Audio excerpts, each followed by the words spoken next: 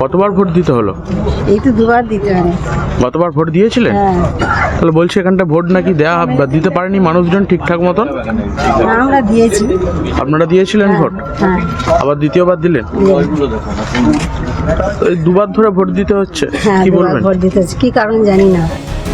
দ্বিতীয় দফায় দিকে দিকে অশান্তি, ভোট কারচুপির অভিযোগ উঠতেই পুনর্নির্বাচনের সিদ্ধান্ত কমিশনের। সেই মতো ডায়মন্ড হারবার বিধানসভা কেন্দ্রের 243 নম্বর বুথেও পুনর্নির্বাচন। শনিবার সকাল থেকেই রায়নগর ক্ষেত্রনাথ সুনলিধর পুর বিদ্যালয়ে লম্বা লাইন ভোটারদের। মূলত এই বুথের যেটা অভিযোগ ছিল যে এই বুথে নাকি যে সমস্ত সাধারণ ভোটার তারা ভোটদান করতে পারেননি, এবং অন্যদিকে কিন্তু যিনি বিজেপির এজেন্ট তাকে মারধর করে বাইরে বার করে দেওয়া হয়েছিল, এবং এই অভিযোগের ভিত্তিতেই কিন্তু পুনরায় পুনর্নির্বাচনের দাবি জানানো হয়েছিল বিরোধীদের পক্ষ থেকে, এবং তারপরেই কিন্তু নির্বাচন কমিশন এই বুথের আবার পুনর্নির্বাচন দিয়েছেন।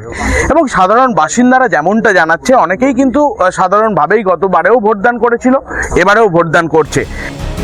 এক প্রকার নির্বিঘ্নে ভোট দিলেন সকলে। তবে আগের বার অর্থাৎ 29 এপ্রিল কোনো প্রকার অসুবিধার সম্মুখীন হতে হয়নি বলেই জানাচ্ছেন ভোটাররা। কোনো গন্ডগোল হয়েছে বলেও নাকি জানা নেই। দিলেন আবার? হ্যাঁ, কতবার ভোট দিতে হলো? দ্বিতীয়বার। কতবার দিয়েছিলেন? হ্যাঁ, গতবার ভোট দিতে পেরেছিলাম, কোথায় অন্য সময় কখনো গন্ডগোল হয়েছিল, আমরা যখন এসেছিলাম কোনো গন্ডগোল দেখতে পাইনি, কখন হয়েছিল বলতে পারবো না। এদিকে নির্বাচন প্রক্রিয়া শুরুর কিছু সময়ের মধ্যেই ইভিএম খারাপ হওয়ার অভিযোগে সাময়িক উত্তেজনা ছড়ায় ভোটদান কেন্দ্রে। তবে সমস্ত কাজকর্ম ফেলে দুবার করে ঘন্টার পর ঘন্টা ভোটের লাইনে দাঁড়ানো এক প্রকার হয়রানির শিকার হতে হলো বলেই মনে করছেন অনেকে। অরিজিৎ মণ্ডলের রিপোর্ট, ক্যালকাটা নিউজ।